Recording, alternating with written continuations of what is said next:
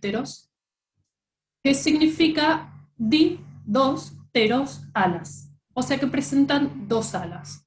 Después vamos a ver en detalle por qué este concepto.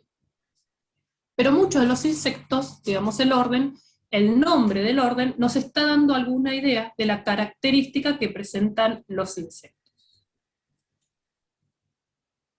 Como decíamos, está dentro de los dípteros, y a la vez ese orden se subdivide en tres órdenes que son nematoceros, braquíceros y ciclorrafos. Dentro de los nematoceros vamos a encontrar todo lo que son el grupo de los mosquitos, ¿sí? El Aedes, Anófeles, Culex, los que nos pican, los que transmiten el dengue, los que transmiten un montón de enfermedades. ¿Pueden afectar a los bovinos? Sí, pero no les transmiten, se transmiten enfermedades también, pero no de gran importancia en el ganado bovino. Después tenemos el grupo de los braquíceros, donde vamos a tener a los tábanos, precisamente, y luego un gran grupo que son los ciclorrafa, en donde vamos a tener todos estos dípteros o moscas que nos pueden ir afectando. Algunos más al ganado equino, a los caballos, otros más al ganado ovino y caprino, ovejas y cabras, y otros al ganado bovino, y algunos más específicamente. ¿Por qué hago mención a esto? Porque en estos subórdenes, cada suborden tiene algunas características particulares. Si hablábamos en un esquema general de las moscas, nos vamos a encontrar con esto, ¿no? Insectos, individuos que están divididos en los que llamamos un tórax cefálico, un tagma cefálico, ¿sí? Una cabeza, un tagma o segmento torácico, lo que le va a brindar locomoción al insecto, y un tagma o segmento abdominal. En la parte anterior, cefálica, vamos a tener las antenas, los ojos, la boca, ahora vamos a ir en detalle en cada uno. En la parte del tagma torácico vamos a tener lo que es el medio de locomoción de los insectos, las alas y las patas, y en la parte abdominal, lo que es interiormente todo el aparato digestivo y todo lo que es la parte genital para poder producir la cópula y reproducirse. Entonces, cuando nosotros observamos una mosca rápidamente, podemos ver esos ojos bien desarrollados que tienen la cabeza, tienen un gran desarrollo de los ojos con respecto a lo que es el cuerpo y el tamaño del insecto, y estos ojos los denominamos ojos compuestos. Son ojos que le van a permitir una gran visión a las moscas. Está formado por cada uno de estos segmentos que se pueden observar chiquititos, que son estructuras hexagonales, denominadas omatidios. Cada uno de esos va a ayudar a que forme el insecto una imagen pixelada, si lo viéramos nosotros, pero arman una suerte de imagen. Después tenemos otros ojos, más chiquititos que se ven acá, de A3, pueden estar presentes, pueden estar ausentes, pueden ser de a pares o podemos encontrarlos hasta 3. Se llaman ojos simples. Y en realidad estos ojos no es que les permiten formar una imagen, sino que les permite identificar lo que es la oscuridad y la luz. Entonces, con estos ojos compuestos, más estos ojos, estamos hablando de individuos con una gran capacidad de visión. A la vez, las moscas se caracterizan por presentar en los machos un mayor desarrollo de esos ojos compuestos, donde prácticamente no presentan una frente. En cambio las hembras sí. ¿Por qué esto? Porque los machos de los insectos generalmente tienen la función principal, que es buscar a la hembra para poder copular y perpetuar la especie. Entonces, en la mayoría de los casos, los machos de los insectos son los que van a tener o antenas más desarrolladas, o ojos más desarrollados, o colores más vistosos, todo lo que sea para detectar mejor a la hembra y atraerla también, a través de sus colores, por ejemplo. Si uno habla de los mosquitos, vamos a hablar de las antenas, y entonces vemos que los machos de los mosquitos tienen antenas que son plumosas. En cambio, las hembras tienen antenas más delicadas y filiformes y largas, ¿sí? ¿Por qué eso? Porque los machos, al tener esas antenas plumosas, tienen más segmentos para detectar las feromonas de las hembras. En el caso de las moscas, vamos a tener los machos con sus ojos más desarrollados, por eso se los denomina holópticos, porque prácticamente es como si fuese un solo ojo, por decirlo de alguna manera media, simple. Y en cambio las hembras los tienen más separadas, dicópticos.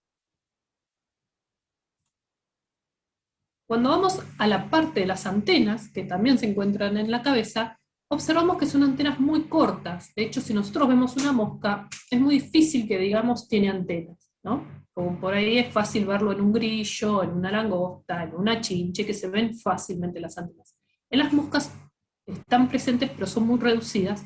Tienen apenas 3 segmentos o artejos, en donde presentan muchas veces un pelo que se puede encontrar en la parte dorsal o en la parte apical. Y ahí se denominan si son en la parte dorsal aristadas y si son en la parte terminal estiladas. Pero ven, son muy cortitas y de hecho a simple vista es muy difícil poder encontrarlas. En cuanto al aparato bucal, y esto es una de las partes más importantes quizá, podemos tener dentro del grupo de moscas que afectan a los bovinos dos grandes grupos. El chupador en esponja, que seguramente todos conocemos, que lo tiene la mosca común, la mosca doméstica, en donde podemos dividir a ese aparato bucal en una parte basal o rostro y una parte más distal o austelo. Y en este austelo tiene en la parte terminal un área más engrosada, denominada la vela, con la cual la mosca va a liberar saliva, simplemente como vomitar, para disolver los azúcares orgánicos, luego va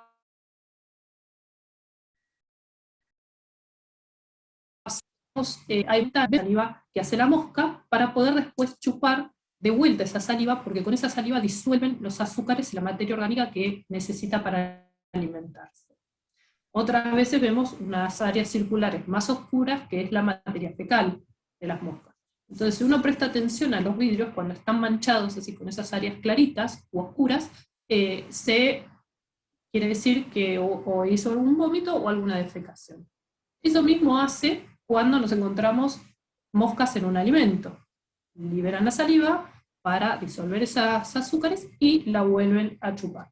De ahí la importancia también de la presencia de las moscas en los alimentos, por ejemplo, o en las casas o en cualquier lugar donde necesitamos una higiene importante. Y otro tipo de aparato bucal es uno llamado sucto picador o picador cortador, le dicen a veces, en donde este austelo, esta parte terminal, ya no termina en esa especie de sopapa y esponja, sino que termina en una estructura con unos pelitos, ¿sí? Como unos pequeños dientecitos, que lo que hacen es romper el tejido y brotar la sangre. Esto se da mucho en moscas que son hematófagas, que se alimentan de sangre. Ahora vamos a ver cuáles son, pero dentro de algunas que seguramente ustedes ya conozcan, es por ejemplo Haematovirritans, la mosca de los cuernos, Stomopsis falcitran, la mosca brava o mosca de los establos, el tábano, si alguna vez alguno le picó un tábano, vieron que no es una picadura de un mosquito, sino que es una picadura que duele. ¿Por qué? Por esto. Las moscas esas lo que hacen es, con esas piezas bucales, esos dientitos que yo les mostraba, es rasgar el tejido y hacer que brote la sangre. En cambio, los mosquitos lo que hacen con sus palpos, que esos palpos, esas estructuras maxilares que se observan acá, les sirven para tantear los capilares y van a insertar el aparato bucal como si fuese una aguja, lo insertan, inyectan saliva, que tiene muchas veces anestésico y anticoagulante, por eso prácticamente no lo sentimos cuando nos está picando, y succionan la sangre. Entonces, la mosca hace una picadura mucho más dolorosa, estas moscas que estamos hablando, porque rasgan el tejido para que brote la sangre y ahí la chupan. Por eso es picador, chupador, cortador, chupador, le llaman a veces. Ya si pasamos a la parte del tórax, vamos a ver alas de tipo membranoso. Por eso el nombre de dípteros. Pareciera que tuviesen dos alas. En realidad tienen cuatro pares, o sea, dos pares de alas, cuatro alas. Un par, el primer par que es membranoso, son alas delicadas, que le brinda una gran capacidad de vuelo, son ligeras. Y luego, chiquitito, atrás, tiene lo que se llama anteriobalancín. Es esta estructura, como si fuese un palito, ¿sí?, con una bolita en la punta, y eso le sirve para hacer equilibrio en el vuelo. Por eso los dípteros son tan buenos voladores. Este balancín se protege a través de este álula o caliptra que le llaman, y debajo de esa pequeña álula, es como una membrana también, se encuentra ese balancín. Entonces, en realidad presentan dos pares de ala, el primer par de ala membranoso y el segundo par reducido alterio o balancín. Pero a simple vista vamos a ver solamente dos alas, un par de alas. Por eso el nombre dípteros.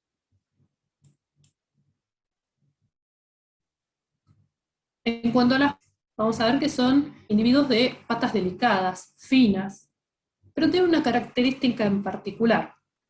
Vieron que, por ejemplo, un grillo, una chinche,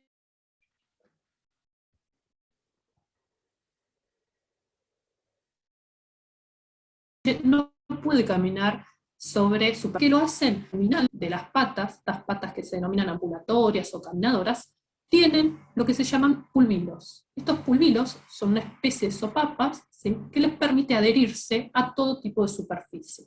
Junto con eso, estos pelitos que se denominan arolios, las uñas terminales, hace que las moscas puedan adherirse a cualquier superficie sin caerse. Y en cuanto al abdomen, está constituido por distintos urómeros o segmentos y no tiene una genitalia expuesta, un ovipositor expuesto, o sea, una estructura con la que colocan los huevos expuesta. La tiene una genitalia, pero no está expuesta, o sea, no se observa externamente. ¿Cómo se reproducen? La mayoría de las especies que vamos a ver se reproducen en forma sexual o anfigónica. Quiere decir que necesitamos el macho y la hembra para poder perpetuar la especie, ¿sí? El macho generalmente de un tamaño un poquito menor que la hembra, y luego van a multiplicarse colocando huevos, o sea, de forma ovípara, y hay algunos casos que lo hacen colocando larvas directamente, en forma ovovivípara. ¿Qué significa esto? Que hubo un desarrollo de huevo, también hubo una existencia de huevo, pero eso ocurrió dentro del vientre femenino, y una vez que ese embrión se desarrolló y sale la larva va a ser la que va a colocar la hembra, ¿sí? Entonces, hay algunas especies que colocan huevos y otras especies que directamente colocan larvas. Vieron que los insectos pueden tener distintos tipos de metamorfosis. Está la que se denomina incompleta, donde son huevos, estadios ninfales o juveniles y el adulto. Y está la metamorfosis que se llama completa, o denominamos también holometábolos. Eso quiere decir que hay un desarrollo de huevo, desarrollos de larva, en donde el estadio ese juvenil no tiene nada que ver físicamente en apariencia a lo que es un adulto. Por eso decimos una metamorfosis completa, porque cuando pasan a pupa, esos tejidos se rompen, esas estructuras se rompen para formar y dar origen a otras estructuras nuevas, como van a ser las patas y como van a ser las alas, los aparatos bucales, las antenas, ¿sí? Va a cambiar completamente el individuo en el momento en que es una pupa. En ese momento de pupa, los insectos no se van a alimentar, no se van a mover, es un periodo donde se produce la lisis, la ruptura de esos tejidos, para después generar la la histogénesis, digamos, la formación de esos nuevos tejidos. generalmente todas las moscas pasan el invierno o como huevo, o como larva, o como pupa, pero no lo pasan como adulto. Por eso es que en estas épocas, en periodos invernales, la presencia de adultos disminuye mucho.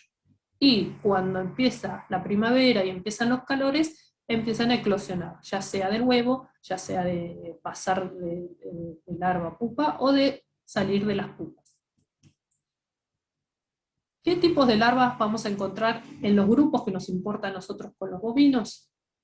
Puede ser hemicéfalas, quiere decir que son larvas que tienen una cabeza con poco desarrollo, donde nos cuesta ver cuál es la parte anterior y cuál es la parte posterior. Son larvas que no tienen patas, son larvas, como toda larva, tiene aparato bucal masticador. Y el grupo principal que nos importa a nosotros es que tiene este tipo de larvas, tipos mucoides, vermiformes, son acéfalas. Tienen cabeza, si bien el prefijo A significa sí, tiene cabeza, lo que pasa es que es muy reducida, por eso se denominan acéfalas. Y esta sería la parte anterior, con un aparato bucal masticador, muy pequeño, pero masticador como todas las larvas, y al final estos dos puntitos que es por donde respiran, que se denominan espiráculos respiratorios. ¿Cómo son esas pupas cuando las vemos en el medio ambiente? Las moscas, en su mayoría, lo que van a hacer es empupar en el suelo. Entonces, al empupar en el suelo, corren muchos peligros de secarse, de que sean predadas por algún otro individuo. Entonces tienen que protegerse de alguna manera. Y lo hacen a través de estas pupas con una envoltura muy engrosada. En realidad es la última muda de la larva, que no la mudan, sino que la mantienen y se va endureciendo, y se va oxidando y se va endureciendo, y se va oscureciendo también con el tiempo. Esto es una pupa recién, digamos, una larva que recién pasó a pupa, y con el tiempo se va oscureciendo, va tomando más color, y se protege de todas esas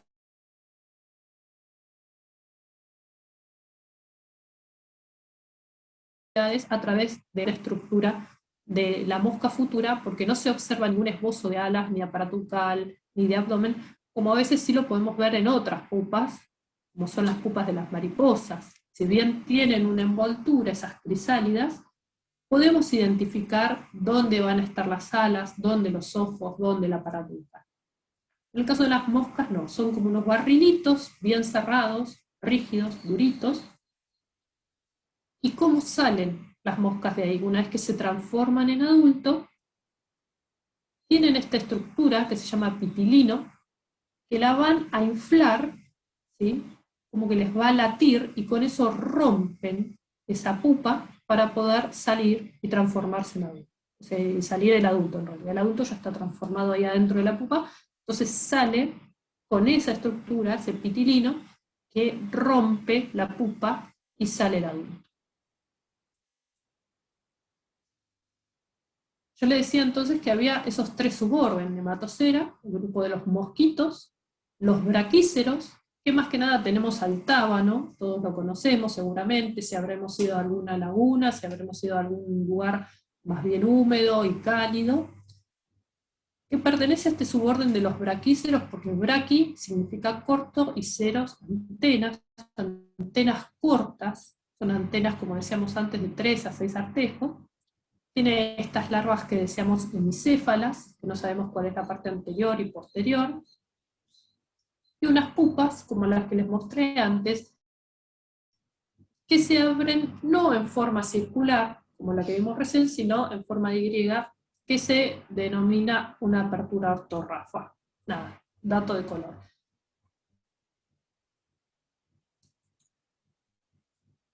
Esta especie, tábano, nombre científico, tábano, que lo conocemos comúnmente, tiene ese tipo de aparato bucal, como decíamos antes, picador, suctor o suctor picador, cortador picador, ese que producía un gran dolor porque laceraba el tejido. ¿Sí? Vean en la foto cómo rompe el tejido y se forma esa piletita de sangre, por eso se los denomina a veces pulp feeders, porque son como alimentadores se alimentan de esas piletitas de sangre, por decirlo de alguna manera, que generan. Rompen y succionan, luego chupan esa sangre que producen. ¿Cómo es el ciclo de los tábanos? Los huevos, las hembras cerca de cuerpos de agua con vegetación, de ahí las larvas están en el agua, fijas a estas vegetaciones, ahí van a empupar, y luego sale el adulto en forma aérea. Ese dentro de ese suborden, como importancia el tábano, ¿por qué lo damos? Si bien no le transmite una enfermedad al bovino, produce esas picaduras muy dolorosas, y siempre que estemos hablando de individuos que estén molestando, picando a los bovinos, es tiempo que el animal va a estar rascándose, tratando de calmar esa picazón, y no se va a estar alimentando. Y si no se alimenta bien, no va a producir bien. O sea, no va a ser lo mismo la producción de un animal que se esté rascando todo el tiempo contra algún alambrado, contra algún poste, que a la vez también lo puede lastimar más, que aquel animal que está tranquilo, alimentándose sin ningún tipo de estrés. Por eso se menciona. Pero los que más nos importan son de este subgrupo, ¿sí? De este suborden, los ciclorrafa, donde tenemos esas larvas que decíamos vermiformes, muscoides, con una cabeza muy pequeñita, por eso se las denomina acéfalas, con ese aparato bucal masticador y los espiráculos respiratorios en la parte terminal, con estas pupas como barrilitos, bien comprimida, ¿sí? Solamente ven, acá podemos decir que es la parte terminal porque se pueden observar esos espiráculos respiratorios ahí atrás. Y los adultos que presentan también antenas muy cortitas, ¿sí? Antenas de 3 artejos muy cortitas. Una especie que seguramente también conozcan es Sarcófaga carnaria, o mosca de las carnes. Vieron que a veces vemos no sé, algún animal que murió y rápidamente se llena de larvas, y uno dice, ¿cómo es que tan rápido, en pocas horas quizá, ya está lleno de larvas? Bueno, se debe a esta mosca, Sarcófaga carnaria, que es atraída por todos esos exudados y carne en descomposición y olores a carne cadáver, y la hembra va y coloca directamente larvas. Esto que les mencionaba antes, la multiplicación, que podían colocar huevos o podían colocar larvas, ovovivípara. Bueno, esto es una de las excepciones. Esta mosca, Sarcófaga carnaria o mosca de las carnes, es un moscardón bastante grande, ¿sí? Que puede llegar a medir de a 1 o 2 centímetros, si lo comparamos con una mosca doméstica común que todos conocemos. Es bastante grande, su presencia es notoria, digamos, y coloca en esos cadáveres, en carnes, digamos, directamente las larvas que se van a alimentar de esa carne. La mosca adulta en sí no hace un daño, tiene un aparato bucal chupador en esponja, como mencionábamos antes, esto que liberan la saliva, diluyen todos los azúcares y materia orgánica que quieran que les sirva y los vuelve a chupar con esa esponja. Chupador en esponja. Entonces, por ahí es importante desde el punto de vista de transmitir bacterias o virus, porque no nos olvidemos que así como ese adulto va a colocar los huevos en un cadáver, en un pedazo de carne, y puede succionar algún jugo por ahí, después se los puede posar en un plato de comida, ¿sí? Y hace ese mismo proceso de liberar la saliva y volver a alimentarse. Entonces, la importancia de las moscas que tienen aparato bucal chupador en esponja principalmente radica ahí, en que introducen bacterias, virus u otros microorganismos que los pueden transmitir a través de la comida que después nosotros ingiramos. Lo mismo que se les pueden quedar pegados en las patas, y así como se posan en un excremento, después se los pueden posar en un plato de comida nosotros.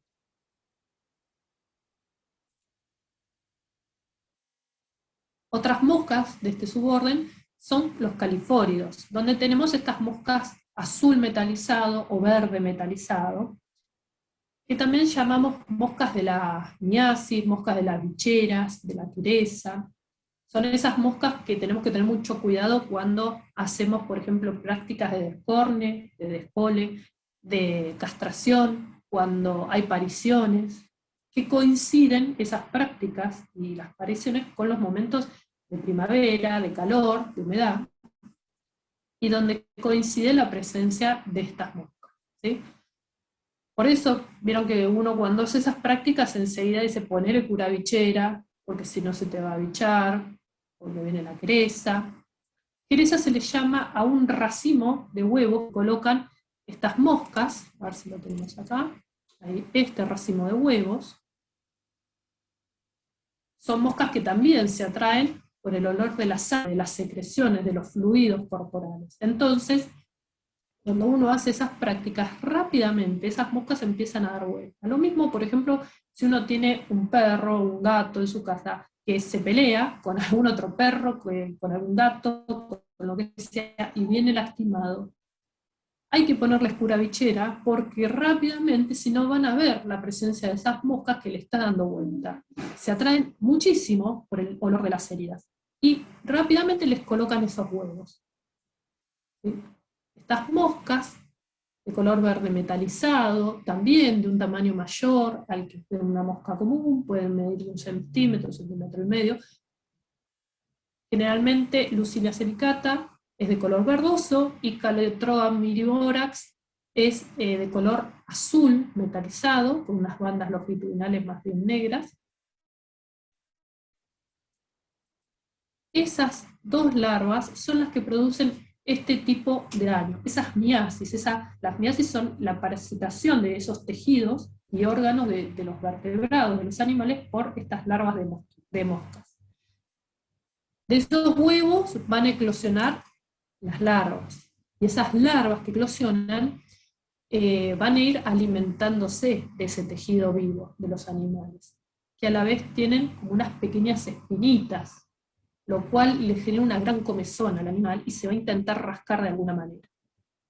¿Qué cantidad de huevos ponen? Y más o menos entre 200 300 huevos cada hembra en alguna herida. Ven el aparato bucal ahí, también, que tiene esos ganchos, estas piezas bucales, lo cual también les sirve para moverse y para ir lastimando al animal, ir rasgando ese tejido y alimentándose del mismo. Y cualquier lesión quizás comienza con una pequeña herida, y si se nos abicha, si llegan estas moscas a parasitarlo, se va agrandando de una manera considerable, ¿sí? Ven ahí, y si llega a algún órgano vital, puede hasta producir la muerte del animal. Esto, por ejemplo, un tratamiento que se había hecho en un perro que se lastimó peleándose con otro perro, se la había lastimado en la cola, y rápidamente se había bichado, le habían colocado huevos de larvas, esas larvas fueron eclosionando y fueron alimentándose de ese tejido.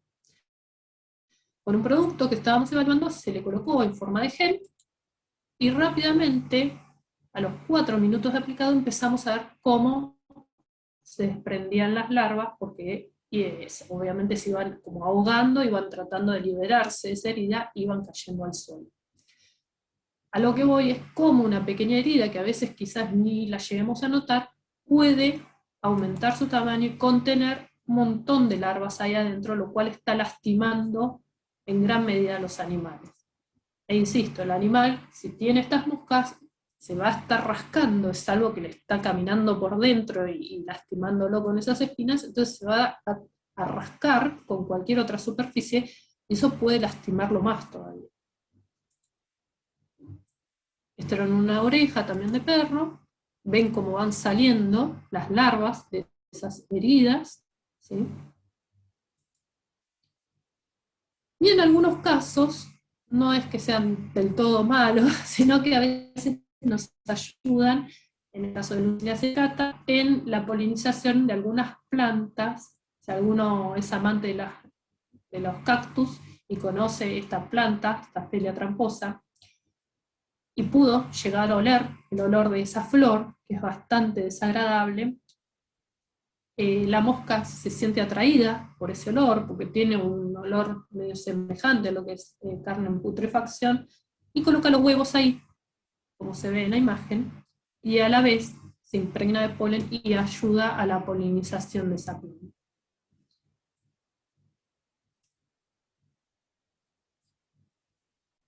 En este grupo también tenemos lo que conocemos nosotros mosca doméstica, ¿sí? Decimos, bueno, las moscas molestas, sí, son muy molestas en presencia, pero recordemos cómo es que se alimentan, ¿sí? Como decíamos, ese aparato bucal chupador en esponja, con esa esponja terminal, ¿sí? Por ende liberan la saliva y luego absorben.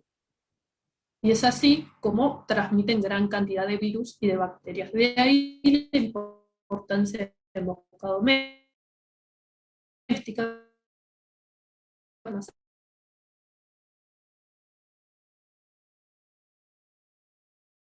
Es molesta, porque entonces a veces decimos, ¿por qué tengo que controlarlas? Como decíamos, son molestas. ¿Causan enfermedades? Sí, causan enfermedades.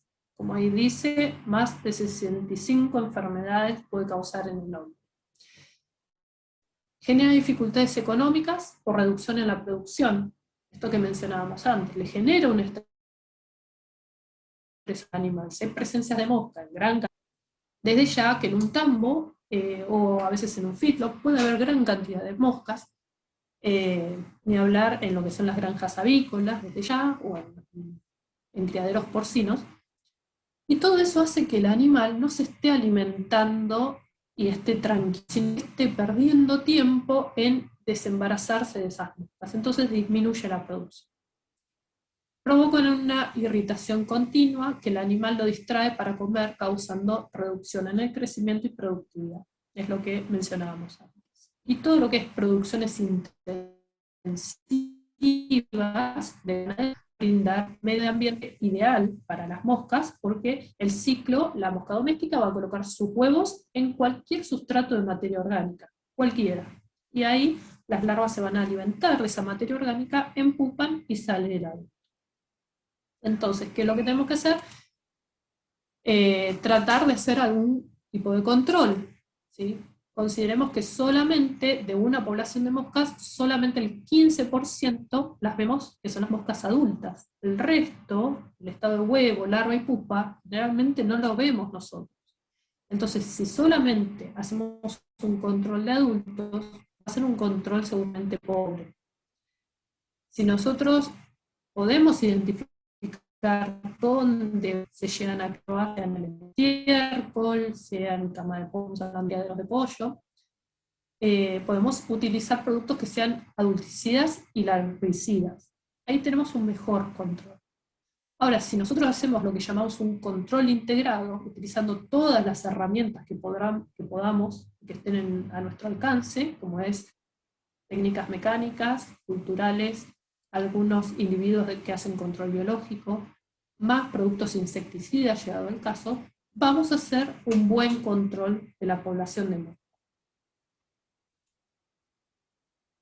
Dentro de ese control químico tenemos adulticidas, que podemos encontrarlos en formas de sebo, pinturas, aplicarlos a través de fumigaciones, o algunas trampas. Feromonas que atraen a los adultos, o aromas o materia orgánica que atraen a los adultos, los capturan, o que presentan insecticida, o sea, al alimentarse la mosca, se atrae por alguna sustancia azucarada, por ejemplo, y cuando se va a alimentar, además de ingerir esa sustancia azucarada, ingieren insecticida y las moscas. Después tenemos larvicidas que pueden también aplicarse a través de fumigaciones o en el alimento del animal. Y una vez que lo defeca, esa bosta va a tener el insecticida, el larvicida en este caso, que al alimentarse las larvas de esa materia orgánica se mueren. Desde ya que cuando nosotros elegimos qué producto vamos a aplicar, tenemos que tener en cuenta la eficiencia, la eficacia, ¿sí? Tanto en términos residuales como en rapidez de acción. O sea, la residualidad es cuánto va a durar ese tratamiento, y la rapidez de acción, cuánto va a tardar en que empiece a actuar. Que sea fácil de usar, tratar de que no haya resistencia de los insectos a esos insecticidas, y desde ya el costo. Es muy importante cuando uno quiere hacer un control de moscas, un control integrado moscas lo que se llama monitoreo, ¿sí? En función de esos datos obtenidos, nosotros vamos a decidir la aplicación de las distintas técnicas de control. Si hacemos un control mecánico, si hacemos un control cultural, biológico o químico. Estamos muy desbordados y la población se fue de las manos, vamos a tener que hacer algún control químico que nos baje la población para después poder utilizar quizá otra herramienta, una vez que está un poco más controlada, utilizar, por ejemplo, control biológico, mecánico, ¿sí? Entonces depende del nivel poblacional de moscas que tengamos nosotros en el campo, qué tipo de control vamos a hacer. Y para saber qué tipo de nivel poblacional tenemos, es necesario realizar un monitoreo, donde es ideal monitorear lo que son adultos y las larvas. ¿Qué métodos de monitoreo encontramos rápidamente? Son recuento de moscas que están en reposo, sobre paredes generalmente, bandas adhesivas, ¿sí? Donde una vez que cae la mosca queda ahí adherida, trampas con cebo, como mencionábamos antes, cartulinas blancas que nos permitan ese recuento de vómito y de heces, que les comenté hace un rato, y el recuento de larvas si estamos en presencia del criadero y lo podemos hacer. Bueno, por se realizar monitoreos por semanas en la época de calor, que es la época de mayor actividad. Ahí tenemos algunos ejemplos, ¿sí?, de trampas, donde pueden entrar los adultos y quedar retenidos a través de algún olor, alguna feromona. Estos cebos que les decía antes, que generalmente tienen algún atractante, algún azúcar, con un insecticida, y van a pueden ser tramentosas, ¿sí? Es un control de mosca doméstica. Depende también de qué especie, de ahí la importancia es cómo las vamos a controlar. En el caso de mosca doméstica, nos molesta mucho la mosca adulta, como decíamos antes, ¿sí? En el caso, como vimos antes, de las peras, larvas, porque se van alimentando de los tejidos.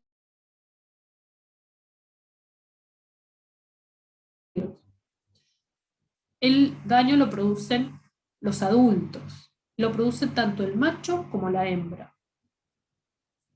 Son moscas hematófagas, de ahí el nombre, hematobia. Irritan porque son muy irritantes para el animal. Son moscas muy específicas del ganado bovino. ¿Por qué digo esto? Porque sí o sí necesitan de la sangre bovina para cumplir todo su ciclo. Pueden picar accidentalmente a los caballos, pueden picar accidentalmente al hombre o a cualquier organismo de sangre caliente, pero sí o sí necesitan de la sangre bovina para poder colocar sus huevos que sean fértiles y que puedan generar todo el desarrollo del ciclo con normalidad. Son moscas de un tamaño menor a mosca doméstica, la mitad de tamaño más o menos, que se caracteriza por tener esas alas tornasoladas, encontrarse alimentándose con la cabeza hacia abajo y las alitas hacia arriba, como si fuese una ala delta. Es la mosca de mayor importancia en lo que es la producción pecuaria en nuestro país. Tienen ese tipo de aparato bucal que les mencionaba antes, picador chupador o suctopicador, ¿sí?, el que producía ese daño lacerando los tejidos y alimentándose de la sangre, y lo tienen tanto machos como hembras. Vieron que antes les decía, no sé si les mencioné, en el caso de los mosquitos, el que pica nada más es la hembra, el macho no. Tanto macho y hembra se alimentan de sustancias azucaradas de plantas, pero la hembra se alimenta de sangre para poder colocar los huevos. En el caso de hematobia irritan, ambos sexos se alimentan de sangre, son hematófagos, netamente hematófagos. Y producen esa gran intranquilidad en los animales porque ven la cantidad de moscas que hay en ese bovino, por ejemplo. Entre 200 y 300 moscas ya se considera que es un umbral de daño económico, en donde nos está afectando la producción.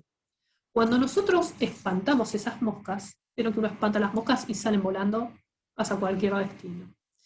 En el caso del hematobia irritan, no sé si alguno probó, Pero cuando están en la manga y tiene esta cantidad de moscas y le pasa la mano, la mosca hace este movimiento ascendente y luego vuelve al animal.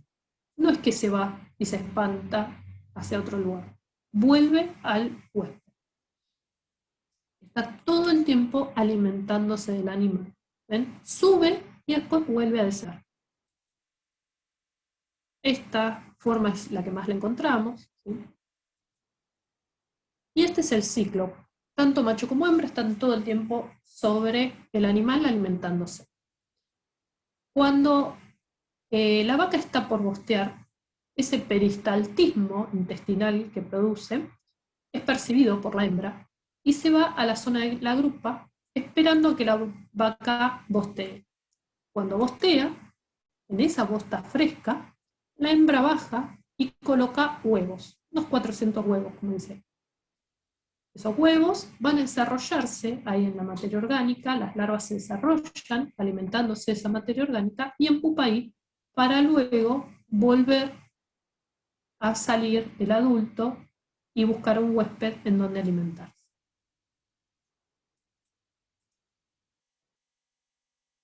Ese impacto económico que genera va a depender de varias cosas, como dice ahí, del tipo de animal, o sea, qué raza es, qué categoría y qué sexo. ¿Por qué digo esto? ¿Qué raza es? Porque generalmente los animales oscuros son los más afectados. Prefieren zonas más oscuras que animales claros, ¿sí? Entonces, ¿depende mucho la raza? Sí, depende mucho la raza. ¿Sexo y categoría? Sí. ¿Por qué? Porque prefiere más alimentarse de los machos y principalmente si son toros. Luego novillos y por último hembras.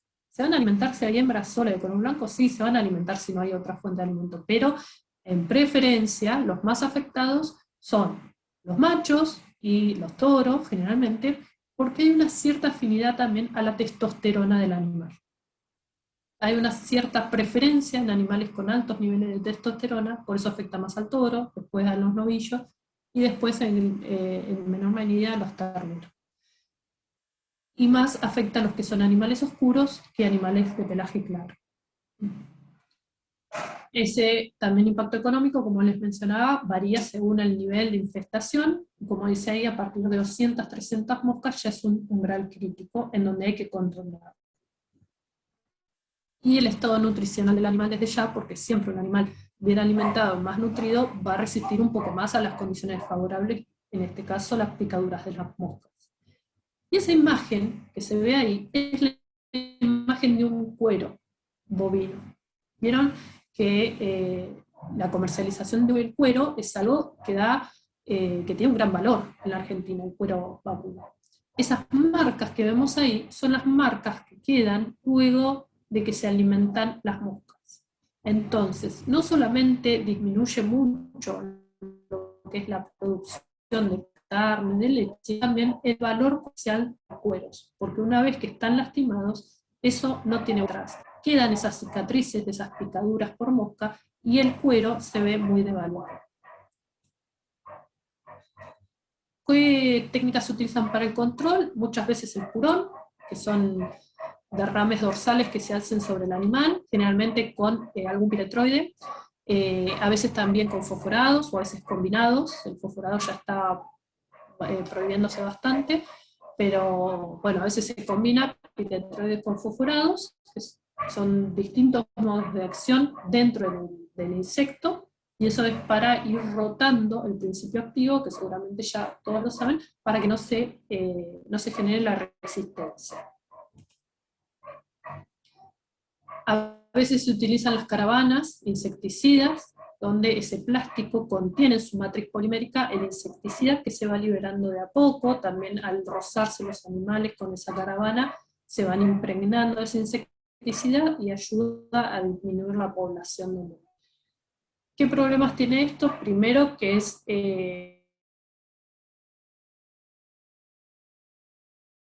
pegarle la oreja al animal, entonces a veces es un poco dificultoso el uso de las caravanas.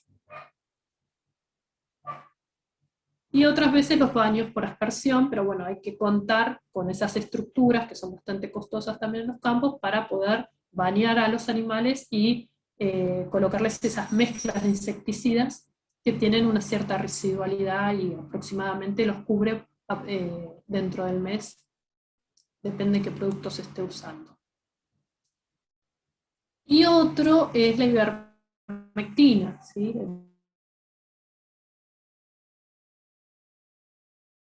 El Ivermec conocido, o cualquier ivermectina, posee una efectividad en lo que es el desarrollo de las larvas en la bosta, y uno diría, listo, problema resuelto. El tema que la ivermectina también, así como controla las larvas de moscas, controla larvas de otros y de otros insectos, como ser, por ejemplo, el escarabajo,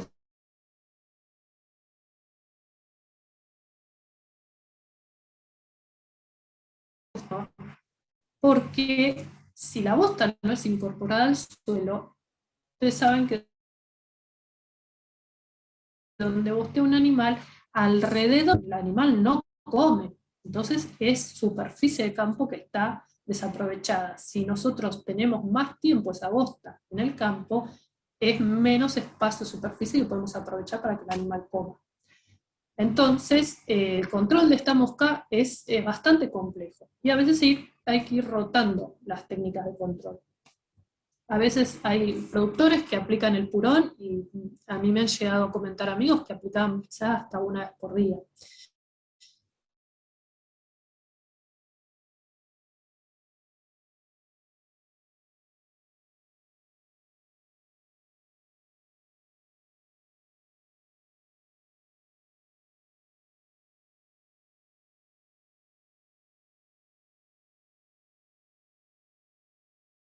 Es un tema más complejo que es de resistencia a insecticida para otra clase. Lo importante es tener en la cabeza esto de rotar también las formas de controlar a los insectos. Otra muy parecida de las moscas es la mosca brava, mosca de los establos o Stomoxys calcitran. Esta mosca se alimenta de la misma forma que Matovirritan, no tiene ese comportamiento de estar permanentemente sobre el animal, pero sí, tanto macho como hembras se alimentan, son hematófagos, y pueden alimentarse de quinos, está muy presente en los establos, por eso hay el nombre mosca de los establos, muy presente en los centros caninos o en guarderías caninas, porque también son esas moscas que le producen esas lastimaduras en la punta de la oreja a los caninos. Y a ver si hay alguna foto acá, sí. El ciclo, como les mencionaba, como la mayoría de las moscas, colocan los huevos en materia orgánica, donde se van a desarrollar los estadios larvales. Generalmente en todas las moscas son de 3 estadios larvales, larva 1, larva 2, larva 3, empupan en el suelo y sale el adulto en búsqueda de algún huésped, donde se alimenta y luego reposa en pastos, en las paredes, ¿sí? No están todo el tiempo sobre el animal, como si lo hacía mosca doméstica. ¿Dónde van a preferir picar? En los flancos, en las terminales de las patas, en las puntas de las orejas, lugares donde le es muy difícil rascarse al animal. Y ahí empezó de vuelta. El animal quiere rascarse, se va a rascar contra alguna estructura, puede lastimarse, generarse una herida, y ahí viene la mosca de la bichera, como les mencionaba antes. O sea, una mosca puede atraer aparejada la presencia de otro. Ahí está un poco más en detalle el aparato bucal, ese que les mencionaba, cómo lo inserta y se lastima, ¿sí? Y las lesiones que generan en las puntas de las orejas, en este caso de un perro. Pero así como ocurre en el perro, puede ocurrir en los bovinos y en los equinos también. Una mosca también bastante conocida e importante es Dermatobia hominis o ura. Más que nada en las zonas del norte, Misiones, Corrientes, Entre Ríos, para arriba, digamos, más cálidas todavía. Y si prestamos atención a esa foto del adulto, vean el aparato bucal. No presenta aparato bucal, ¿sí? Está atrofiado, no se alimenta. El adulto simplemente vive de las reservas que adquirió en su etapa juvenil, en el estado larval. Tiene como receptor acto del cuerpo con pilosidades, siempre los pelos y todas esas estructuras que vean de pilosidad en los animales, en los insectos, no que los animales, los insectos, le sirven como receptores. Con todas esas pilosidades, los insectos perciben cambios de velocidad del viento, humedad, temperatura, son todos mecanismos que les sirven para percibir el entorno, el medio ambiente. Vieron que cuando uno quiere por ahí agarrar una mosca es muy difícil porque uno está bastante lejos por ahí para golpearla y sale volando rápido. Bueno, a través de todas estas sencillas y estas estructuras sensitivas es lo que permiten rápidamente percibir, por ejemplo, el cambio de velocidad del viento o cualquier modificación mínima. Por eso vuelan rápidamente. Bueno, volviendo a la ura o dermatobia, esta genera una miasis forunculosa, genera un grano. Ahora les voy a mostrar cómo es este tema. Ven los ojos característicos del adulto, ojos globosos, rojos, y ahí dice asenforesia. ¿Qué quiere decir eso de asenforesia? El adulto de Dermatobia hominis, la ura, va a capturar otro díptero generalmente, otro insecto, y le va a colocar en el abdomen, en este caso es una mosca común, en el abdomen, la ura o Dermatobia hominis le coloca los huevos al insecto. ¿Sí? Entonces, el adulto de la ura captura otro díptero y le coloca en su abdomen los huevos. Cuando esa mosca, o a veces un mosquito, va a picar a un animal o se posa sobre otro animal, esos huevos perciben ese dióxido de carbono liberado por el animal y la temperatura y eclosionan las larvas entrando en el tejido del bovino. El bovino también nos puede afectar a nosotros o a cualquier animal de sangre caliente. En este caso hablo de bovino porque es la charla del día. Ven el cuerpo que también presenta esas pequeñas espinas para poder sujetarse e ir traccionando y avanzar, los espiráculos respiratorios en la parte terminal, que quedan siempre conectados con la superficie del cuerpo. Pero van alimentándose de esos tejidos, esos fluidos, esa larva, y generándole una gran picazón al animal. A la vez también puede producir una infección secundaria por entrada de virus y de bacterias. Después de que pasan el ciclo de larva 1, 2, 3, esas larvas caen al suelo para empupar. En este caso es una mosca Haematobirrita, mosca de los cuernos que les mencionaba antes, con huevos de dermatobia en el abdomen. Y esto es el tipo de miasis que les decía que genera forúnculos, estos granos, ¿sí? Donde siempre va a estar el espiráculo respiratorio conectado con la superficie del tejido para poder respirar.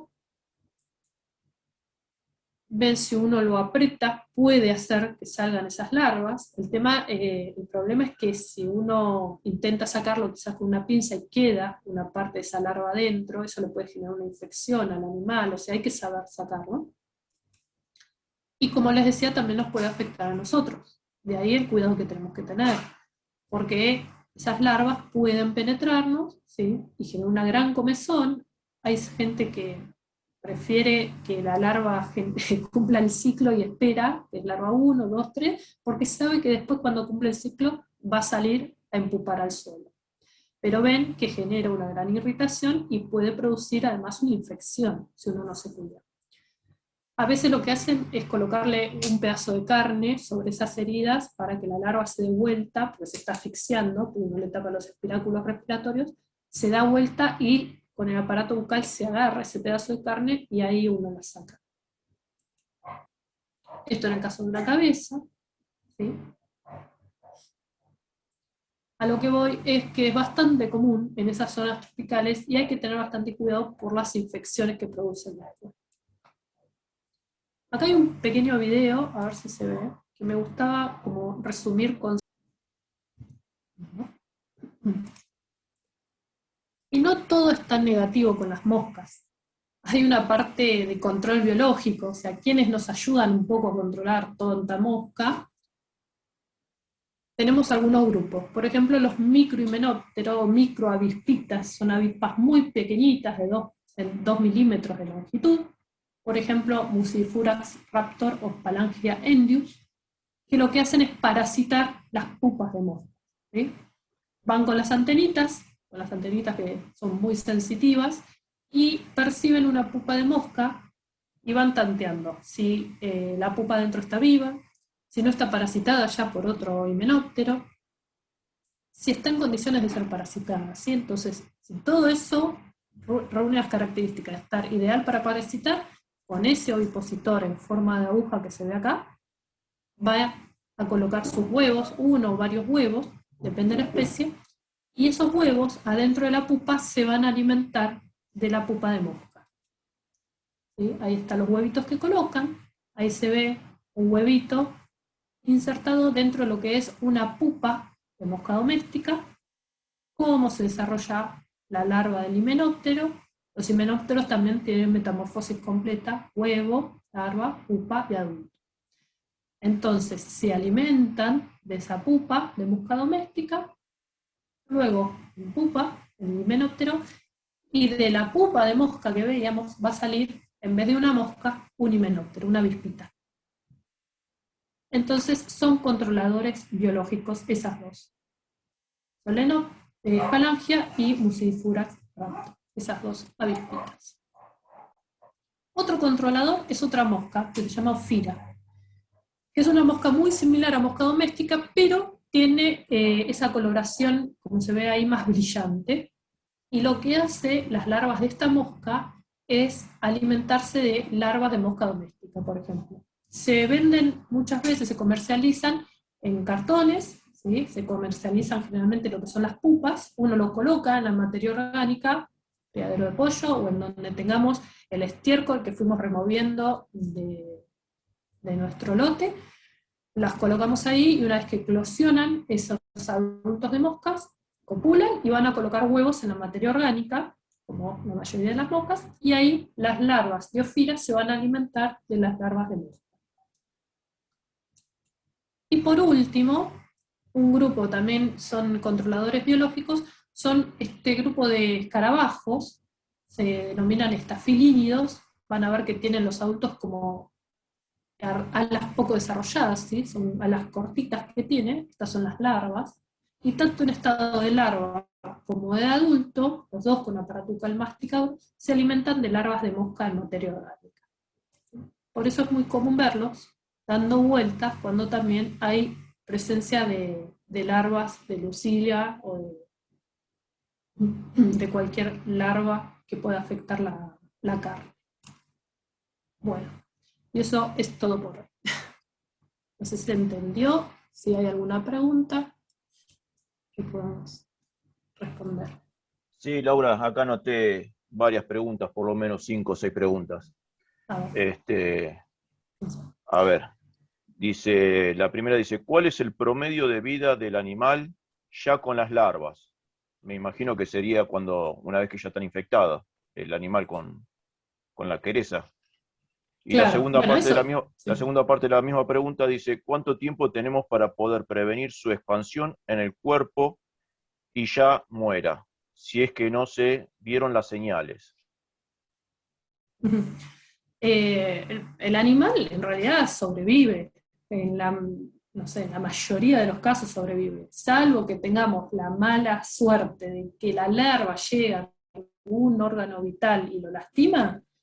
El animal sobrevive en realidad. Como yo les decía, son ciclos de 3 estadios larvales y salen a empupar al suelo. O sea, generalmente si uno no los controla, esas larvas se alimentan del tejido, pasan de larva 1, 2, 3, y luego caen al suelo para empupar. El animal sobrevive, queda lastimado, se puede infectar con infecciones secundarias por cualquier bacteria que ande dando vuelta, pero generalmente los animales sobreviven. Insisto, salvo que dañe algún órgano vital y bueno, ahí sí, le produce la muerte. Los tiempos de control, cuanto antes se pueda controlar, mejor, porque, digamos, los primeros estadios larvales son pequeñitos, se van a alimentar menos y a medida que van creciendo en tamaño se alimentan más vorazmente, ¿no? Pero dependen también los ciclos, perdón que digo tanto depende, pero la naturaleza es así, depende de las condiciones climáticas también. Los ciclos, cuando son ciclos rápidos, por ahí se cumplen dentro de 10 días, ¿sí? Si son condiciones ideales de humedad y temperatura. Si las condiciones van a ser adversas, esos ciclos suelen prolongarse y pueden durar 2 semanas, 3 semanas. ¿Sí? Pero por eso, todo lo que son desarrollo de huevos, de larvas, Listo. de adultos, van a Pues ahora sí, depender mamá. de las condiciones Vamos. ambientales. ¿Sí? Pero cuanto antes se controle, desde ya mejor. Si nosotros hacemos cualquier práctica de castración, de cole, córneo, bien en el momento de aparición, tenemos que estar alerta y colocar rápidamente el curabichera, en el caso de las querezas. Perfecto. Tengo otra que me están repitiendo algo parecido ahora mismo en el chat, que dice, ¿qué manejo agroecológico se puede utilizar para la prevención o cura del problema de moscas en animales, para no dejar residuos en la bosta? Por ejemplo, me imagino que debe ser cuando hablaste de la ivermectrina y los restos que quedan de ivermectrina una vez que el animal bostea. Sí. Bueno, insisto, depende de qué mosca, ¿no? Pero pongamos que es, como le decía, mosca hematobiirrita. Que les mencionaba varios productos, dentro de uno de ellos la ivermectina. En realidad el que va a bosta es la ivermectina, realmente son inyectables que se dan, y por eso también llega a la bosta. En el caso de los otros, los purón o el dispositivo de las caravanas no llega a la bosta en esos casos. Sí, algunos estudios hay de presencia de trazas de insecticida en lo que es carne y puede llegar a leche también, pero en mucha menor medida también llega a la bosta. O sea, puede haber, pero de baja cantidad, por decirlo de alguna manera. Los más perjudiciales son las ivermectinas, que están más presentes en la bosta en ese caso. Después a veces se pueden utilizar otras técnicas, hay hasta algunos que han utilizado aspiradoras para sacar los adultos de hematobiirritan. Depende del nivel poblacional que tengamos, ¿sí? Hay distintas alternativas que pueden utilizarse.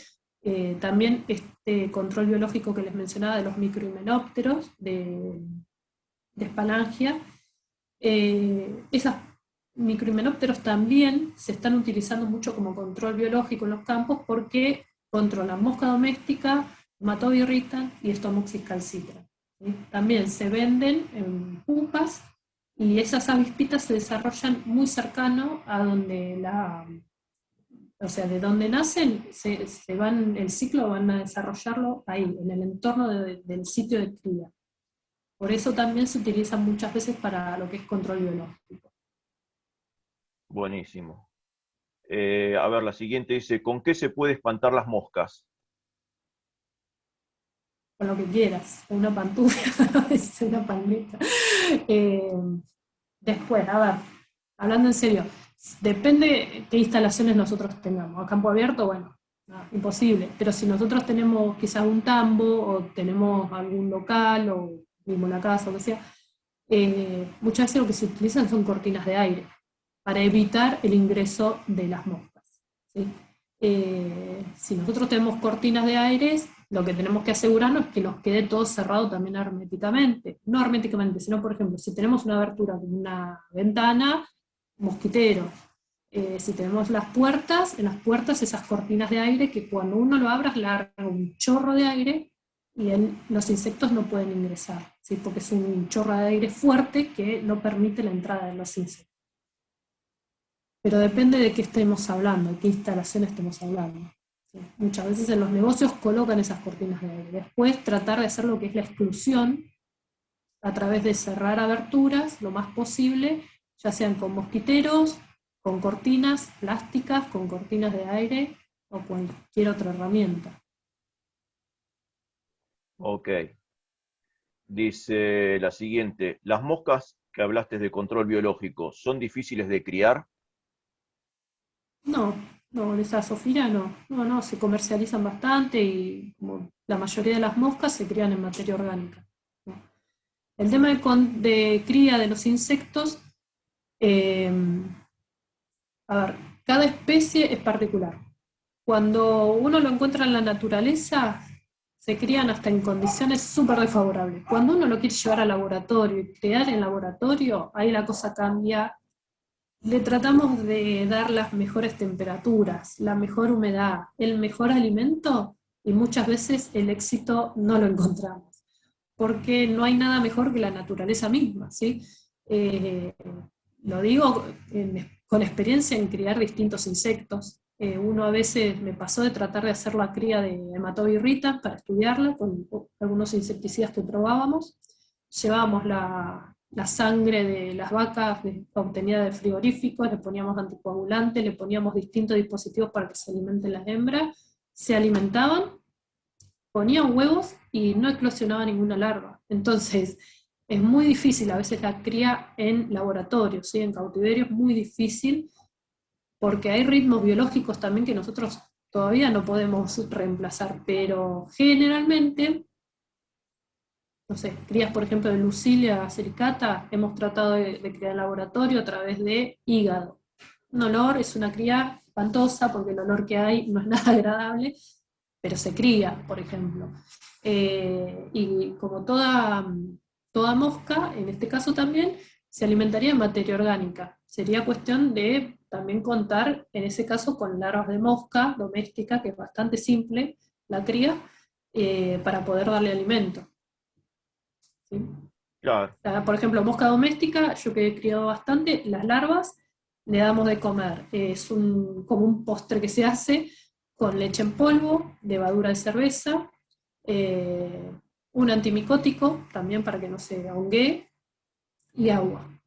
Y con eso se prepara, y agar, que le da esa consistencia gelatinosa. Con eso las larvas se van alimentando, no se ahogan, y luego cuando llegan a pupa se las retira, se las pasa una especie de serrín, porque generalmente les gusta empupar en lugares más bien secos, y de ahí sale el adulto. O sea, la mosca doméstica es bastante fácil de criar. Y para esta fila, entonces lo que hacemos es tener larvas de mosca doméstica para que puedan alimentarse las moscas del biológico, ¿no? El control biológico. bueno, perfecto. Hay otra que dice, ¿cada cuánto habría que soltarlas para mantener el control o un control de las moscas? ¿Será? Bueno, sí, eso depende también de las condiciones ambientales, pero generalmente cuando está llegando la primavera, ahí se empieza a hacer la suelta, digamos, de pupas en el campo, en el medio, como para prevenir. Si nosotros tenemos un gran nivel de moscas, no, primero tenemos que reducir, es lo que le decía antes del monitoreo. Primero monitoreamos cómo es el nivel poblacional de moscas. Si nosotros nos encontramos desbordados, bueno, primero vamos a tener que hacer una fase de ataque para disminuir ese nivel poblacional. Una vez que lo tenemos más o menos controlado, podemos ir a estas otras herramientas. En forma preventiva, se empiezan más o menos en primavera, cuando empiezan las condiciones buenas de eclosión de moscas, se empieza a colocar estas pupas para que empiecen a estar en el medio ambiente y se adapten también. Y después se va haciendo liberaciones a veces 4 o 5 veces al año. ¿Sí? Obviamente los periodos estivales más seguido, una vez cada mes y medio, pero siempre dependiendo de esos niveles poblacionales que tenemos. Siempre hay que estar con monitoreo para que no se nos desborde. Claro. Y la última dice, previo a la aplicación de los agentes controladores, ¿se tienen que hacer un estudio de las condiciones del lugar o está confirmado de que se adaptan a cualquier entorno sin transformarse en plaga? Bueno, esto que mencionaba antes, ¿no? Primero hay que ver si se pueden colocar o no desde el punto de vista poblacional de moscas que tengamos nosotros. Tampoco vamos a estar liberando insectos por liberar. Estos controladores biológicos se encuentran en la naturaleza, son específicos de estos individuos, o sea que no nos pican a nosotros y no afectan a otras pupas de otros individuos, sino que son en caso de moscas en particular. Y si no encuentran dónde van a desarrollarse, tampoco es que van a exacerbarse en población. Pero siempre sí, lo que hay que hacer es un estudio del ambiente en cuanto a qué nivel poblacional tengo. ¿Se justifica la liberación? ¿No se justifica? Si estoy muy desbordado, yo no lo usaría. Si tengo una población baja a la que puedo ir controlando, pero insisto, todo el tiempo el monitoreo es clave. uno lo ve como algo tedioso y pesado, uy, sí, las técnicas de monitoreo, pero es todo, el monitoreo siempre es todo en lo que es control de las plagas, para identificar qué mosca es y para identificar cómo va a ser el ciclo. Conociendo cómo es el ciclo, dónde está la larva, dónde está la pupa, dónde están los huevos, voy a poder yo ver en qué momento controlar y cuándo. Si yo estoy en invierno y suelto estas avispitas, no me sirve de nada. Primero, porque no se van a desarrollar bien, y segundo, porque tampoco tengo un nivel poblacional seguramente de mosca eh, muy grande, salvo que esté en producciones intensivas, ¿no? Siempre hay que hacer esa salvedad, qué tipo de producción tengo, intensiva, extensiva, qué condiciones ambientales tengo. Siempre las condiciones ambientales son fundamentales, siempre. Y obviamente tratemos de distorsionar lo menos posible y acompañar, ¿no? Tanto al ciclo de vida del insecto benéfico, que es el que tenemos que cuidar, como al entorno. Bueno, perfecto. No quedan más preguntas. Solo queda agradecerte. Muchísimas No, gracias. gracias por tu tiempo, por el compartir tu conocimiento. Y bueno, Bueno, contestaste todo ya, así que muchísimas gracias. bueno, muchas gracias a ustedes. Espero que haya sido útil. Cualquier cosa, ahí tienen mi contacto. Les agradezco mucho.